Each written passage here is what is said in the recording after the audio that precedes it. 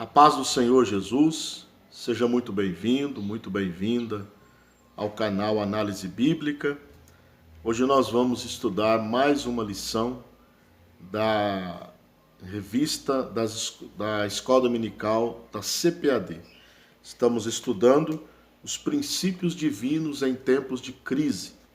Nós já estudamos 7 lições e hoje nós vamos estudar a 8ª lição, que tem a data do dia 23 de agosto de 2020, com o título As causas da desunião devem ser eliminadas. É uma lição muito prática, né? É muito atual, apesar de ter sido escrita, né, em 1993 pelo saudoso pastor Eurico Bergsten.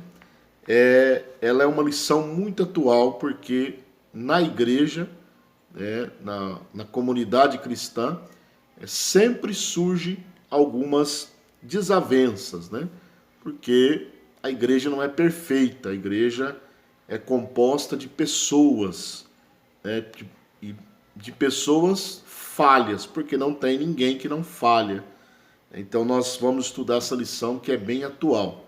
O texto áureo está no Salmo 133, verso 1, o famoso salmo que diz: ó quão bom e quão suave é que os irmãos vivam em união. A verdade prática diz: a união é uma força indispensável para a igreja. É um testemunho diante do mundo, é um estímulo para o crescimento da obra de Deus. Então, a igreja precisa desta união, esta união que é necessária para a igreja do Senhor, o povo de Deus.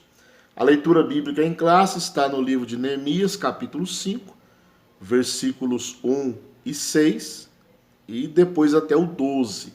Então você pode efetuar a leitura aí, você pode pausar o vídeo, né? Efetuar a leitura e depois você continua assistindo a aula. A lição ela está dividida em 4 pontos principais. O primeiro, a união caracteriza os judeus libertos do cativeiro. O segundo, a união entre os judeus estava ameaçada. O número 3, Neemias solucionou o problema. E número 4, a paz voltou a reinar entre os judeus. E todos os 4 pontos, né, estão subdivididos nos seus respectivos subpontos. Então nós vamos, no decorrer da lição, falar também os subpontos. Então o que nós vamos aprender nessa lição a título de introdução?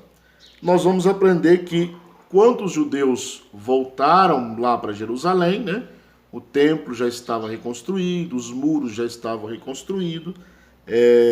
Então aconteceu um problema no meio do povo de Israel, que era do povo de Judá, que era a desunião entre os judeus ricos e os pobres, né?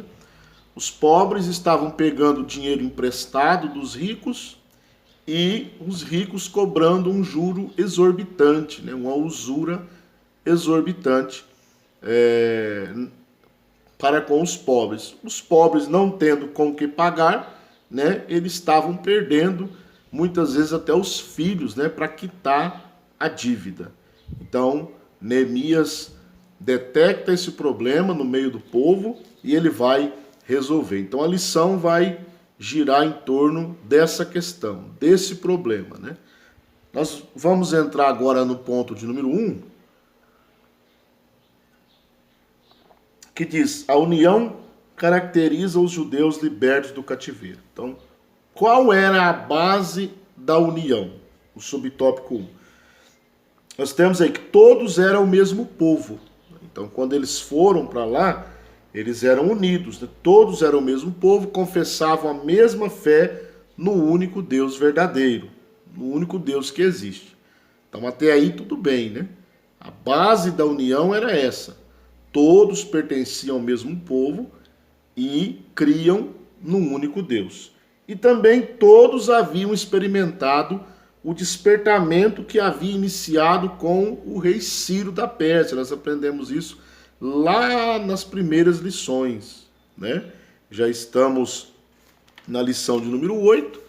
Nós aprendemos lá no comecinho que Deus despertou o espírito de Ciro, né, para que ele permitisse os judeus voltarem para Jerusalém e reconstruírem o templo, né, no começo da época de Ciro, reconstruírem o templo. Depois, futuramente, Deus foi trabalhando para a reconstrução dos muros ali de Jerusalém, né, com Neemias. Então, a base desta união é que todo o povo de Judá tinha experimentado também esse avivamento, né?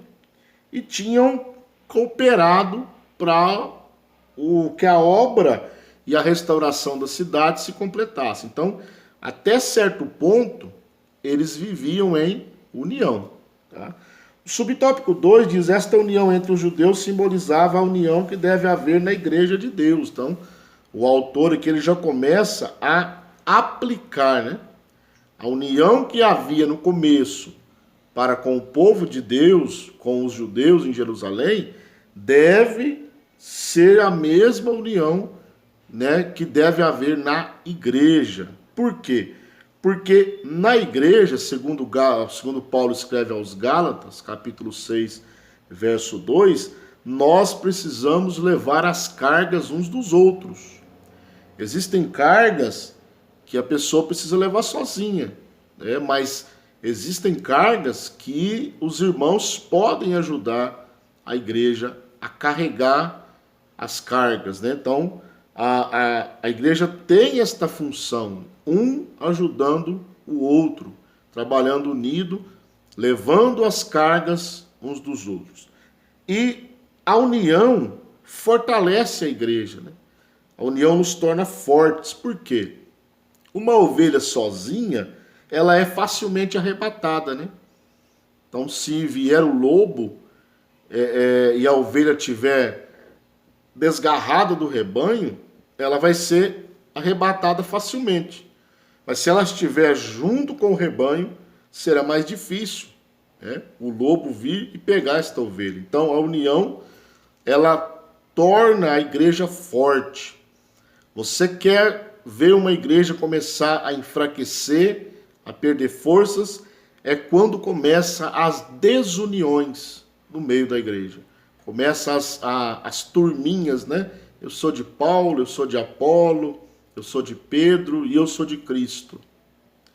Começa a haver essa divisão, o corpo enfraquece. O corpo de Cristo, a igreja, enfraquece. Também a igreja que vive em união, ela dá um testemunho maravilhoso para o mundo, né? As pessoas de fora olham para a igreja e veem a igreja como um povo unido, como um povo que socorre os seus necessitados. É o que Paulo diz, né? Fazei o bem a todos, principalmente aos domésticos na fé. Então, quando a igreja trabalha unida, ela dá um bom testemunho diante da sociedade. No subtópico 3, esta união é uma verdadeira força, né? Nós até já falamos aqui na letra C, né? A união nos faz forte. Então, foi por causa da união que os judeus, numericamente inferiores aos seus inimigos, conseguiram construir o templo, né? E também os muros da cidade. Esta união é também o segredo da vitória da igreja. Então, quando os judeus voltaram para reconstruir o templo, né, reconstruir o templo na época de Zorobabel, depois voltaram para reconstruir os muros na época de Neemias, eles eram um número menor do que os inimigos. Mas mesmo assim, eles venceram, né? Eles conseguiram vencer porque eles trabalhavam unidos. Quando você lê a história de Neemias trabalhando no muro, você pode ver que ele dividiu as turmas, cada um ficava num pedaço do muro, mas um perto do outro, trabalhando, reconstruindo e lutando ao mesmo tempo. Então, a união é uma verdadeira força para a igreja. E o inimigo de nossas almas, o inimigo da igreja, sabendo disso, ele quer ele quer dividir a igreja, ele quer colocar desunião na igreja, para que ele tenha maior força contra a igreja, contra o corpo de Cristo. E isso é interessante porque nos traz um alerta, né, que a desunião ela enfraquece a igreja e a união é uma verdadeira força para a igreja de Cristo. Então, o primeiro ponto que nós vimos aqui, né, mostra esta união do povo de Deus, a importância desta união, né, tanto para os judeus naquela época, quanto para a igreja hoje. Vamos então para o tópico principal de número 2. A união entre os judeus estava ameaçada. Então, aquela união começou a ser ameaçada. E qual era essa ameaça? Subtópico 1. Qual era essa ameaça? O que aconteceu ali? Como eu já disse lá na introdução, né, o problema era financeiro, né? Era uma injustiça social. Os ricos estavam explorando os pobres, né? Eles cobravam juros altos, usura, né? Então, os mais pobres não conseguiam pagar o dinheiro emprestado. E o que acontecia? Os judeus, donos do dinheiro, executavam as dívidas tomando as casas. Você não tem dinheiro para pagar, então eu vou pegar a sua casa. Você não tem dinheiro, então eu vou pegar suas terras. E até mesmo os filhos e filhas. Eu não tenho mais casa para te pagar, não tenho mais terra, então eu vou pegar os seus filhos. Olha que coisa, no meio do povo de Deus, né? No meio do povo de Deus estava acontecendo isso. Na verdade, é um pouco estranho, né? Aliás, é muito estranho em acreditar que isso estava acontecendo no meio do povo de Deus. Uns tirando proveito dos outros, tomando casas, terras e até filhos, porque cobravam um juro exorbitante. Mas, infelizmente, a desunião, o centro da desunião era isso, era uma injustiça social que estava acontecendo ali. Então, como que se explica essa grande injustiça? Subtópico 2, né? É uma pergunta que o autor faz aqui. Como que isso se explica no meio do povo de Deus? Primeiro, em primeiro lugar, era uma expressão de falta de amor. Então, se isso acontece no meio do povo de Deus, é porque não há amor. Não há amor. Se eu, sendo cristão, exploro o meu irmão, então não há amor, né? Não há amor, não havia amor dos ricos para com os mais pobres. Letra B. A atitude dos ricos era uma expressão de dureza contra os seus irmãos. É um resultado da falta de amor, né? Porque aquele que tem amor tem um coração sensível, né? Tem um coração sensível, não tem um coração duro. Então aquele que tem amor, ele tem um coração sensível. E os judeus ricos aqui, eles queriam ficar mais ricos ainda à custa dos irmãos pobres, né?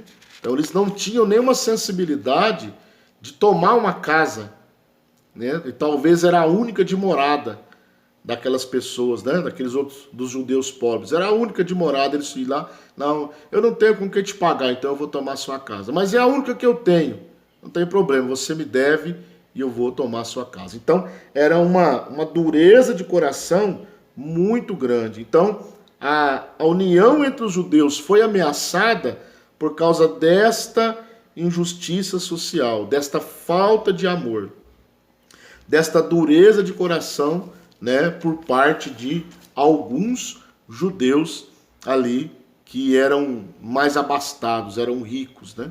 Então isso é um exemplo, né, negativo, mas é um exemplo para que nós não caiamos no mesmo erro, né? De querer explorar os nossos irmãos, né? Querer nos enriquecer à custa dos irmãos necessitados, né? Não foi isso que Jesus ensinou. Jesus ensinou a repartir, né? Ele até disse, né, mais bem-aventurada coisa é dar do que receber. Esses judeus aqui estavam agindo ao contrário, né? Eles estavam achando que era muito melhor ganhar do que doar, receber do que doar. Então é contra o ensino de Cristo, porque Cristo diz, bem-aventurado, né? Bem-aventurada coisa é dar do que receber. É muito melhor você poder, aquele que tem o amor, né, para com os necessitados, ele fica muito mais feliz doando-se, doando alguma coisa, doando um bem, doando um alimento, doando um recurso financeiro. Ele fica muito mais feliz do que se ele tivesse recebendo alguma coisa. Bom, então esse foi o ponto de número 2, né? Vamos passar para o ponto de número 3, que diz assim, Neemias soluciona o problema. Então, aqui nós vamos ver a característica de um líder, quando ele tem um problema no meio da congregação e ele tem que resolver esse problema. É por isso que o pastorado não é para qualquer pessoa, né? Paulo escreve aos Efésios, capítulo 4, verso 11, que Deus deu uns para apóstolos, outros para profetas, outros para evangelistas, né? E outros para pastores e doutores, né? Então, o pastorado é uma chamada de Deus. Não é qualquer pessoa que pode assumir, porque às vezes ele vai fazer talvez um estrago ainda maior na congregação, por não saber resolver aquele problema. Então Neemias ele resolve. O que Neemias fez? Primeiro, Neemias convocou um grande ajuntamento. Então ele chamou os judeus, né? E Neemias teve coragem, né, de confrontar com a injustiça dos judeus ricos. Ele teve coragem, com sabedoria, lógico, mas ele teve coragem de confrontar. Ele perguntou ali para eles, vender-se-iam a nós, sendo que nós somos irmãos? Então eles se calaram e não acharam o que responder. Então Neemias, eu acredito que inspirado por Deus, né, com autoridade de líder, ele confronta aquela injustiça, né? Confronta os judeus que estavam praticando aquela injustiça. Então ele diz, vocês teriam coragem de vender a nós? Vocês estão vendendo os próprios irmãos, né? Ou seja, no caso aqui, vocês estão comprando os próprios irmãos. Então ele confronta a injustiça. Então essa é uma das características de um líder. Talvez você esteja ouvindo, né, vendo esta lição, e tenha o desejo de ser um líder, ter uma chamada de Deus. Daqui vai uma característica, né? Sabedoria para resolver o problema, mas com coragem, confrontando o erro, confrontando o pecado, confrontando a injustiça no meio da congregação. Subtópico 2, Neemias faz uma proposta, né? Ele diz, deixemos este ganho, restituí-lhes hoje. Ou seja, vocês que tomaram a casa do pobre, as terras do pobre, os filhos do pobre, deixe este ganho, restitui a eles a sua casa, as suas terras, os seus filhos, devolvam para eles. Neemias fez essa proposta para eles, né? Vamos resolver o problema. Todos nós precisamos, em outras palavras, precisamos de casa, precisamos de sustento, precisamos dos nossos filhos. Então, restitui-lhes hoje aquilo que vocês tomaram. Olha que coisa interessante, né? Que coisa interessante aí, ó. Deixemos este ganho. Neemias incluiu-se na proposta. Pode ver que ele usa, né? Deixemos nós, ele se inclui, né? Deixemos este ganho. Neemias se incluiu na proposta, mesmo que ele não ele não tinha praticado isso, né? Mas ele se incluiu, ele fez como Daniel no capítulo 9, né? Quando Daniel começa a confessar o pecado do seu povo, ele se inclui, ele diz, nós pecamos, nós erramos. Então Neemias se inclui nisso, né? Ele e seus auxiliares haviam emprestado a juro, note bem, a juro, mas não com usura. Tá? Neemias, né? Ele tinha emprestado, mas não com usura, não com um juro exorbitante, né? Neemias estava disposto a não receber os juros. Olha que coisa, né? Então, quer dizer, ele havia emprestado, mas não como, ele não caiu no mesmo erro, não como os outros, né, que cobravam usura, um juro exorbitante, e quando eles não tinham como pagar, eles tomavam seus bens. Neemias havia emprestado dinheiro, mas se nega a receber os juros, né? Por quê? Porque ele tinha que ser o exemplo, né? Tinha que ser um exemplo. Deixemos este ganho, né? E vamos restituir aquilo que foi tomado de nossos irmãos.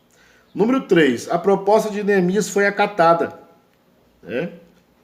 Restituir-lhes e nada procuraremos deles. Assim, faremos assim como diz. Então o povo acatou a proposta. Neemias tomou a frente e o povo acatou. Ele disse, nós vamos fazer assim como você está falando. Olha que coisa interessante, né? Então Neemias conseguiu resolver o problema ali. Conseguiu resolver o problema. Através de uma atitude, ele solucionou o problema e a união voltou a reinar no meio do povo de Israel, que é o ponto de número 4. A paz voltou a reinar entre os judeus. Bom, o subtópico 1 desse último ponto diz: surgindo um problema entre os irmãos, deve ser logo tratado com muita diligência. Então, surgiu o problema no meio da igreja, ele deve ser tratado rapidamente, com muita sabedoria, para que não vire, como diz no ditado popular, uma bola de neve, né? Para que não vire, para que o problema não aumente mais ainda, né?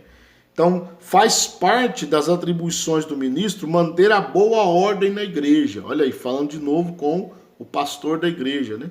Manter a boa ordem. Ele deve enfrentar os problemas com humildade, imparcialidade e com sabedoria de Deus. Eu quero destacar aqui imparcialidade.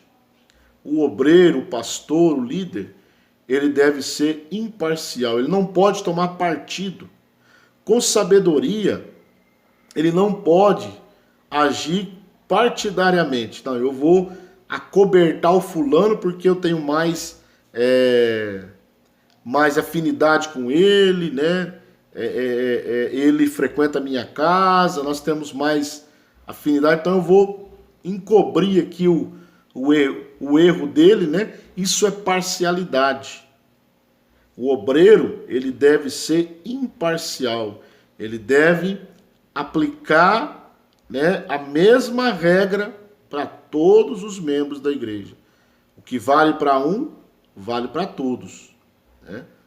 Então, a amizade, o interesse financeiro, interesse de posição, isso não pode influenciar nas atitudes do obreiro. Ele tem que ser imparcial. E o tópico de número 2, subtópico 2, os problemas relacionais devem ser tratados carinhosamente. Então, é mais uma característica do pastor, né? Ele deve tratar os problemas carinhosamente. Porque Jesus disse em Mateus 5,9, né? Bem-aventurados os pacificadores. Então, se o pastor, se há um problema na igreja, uma discussão entre membros, e ele provoca mais discussão, como diz no popular, né? Ao invés dele jogar água para apagar o fogo, ele joga gasolina, né? Então provoca mais desunião ainda. Não, ele deve tratar o caso carinhosamente. Por quê? A desunião, ela representa uma obra da carne. Está lá em Gálatas 5, 19 e 20. Né? A separação, a desunião, né?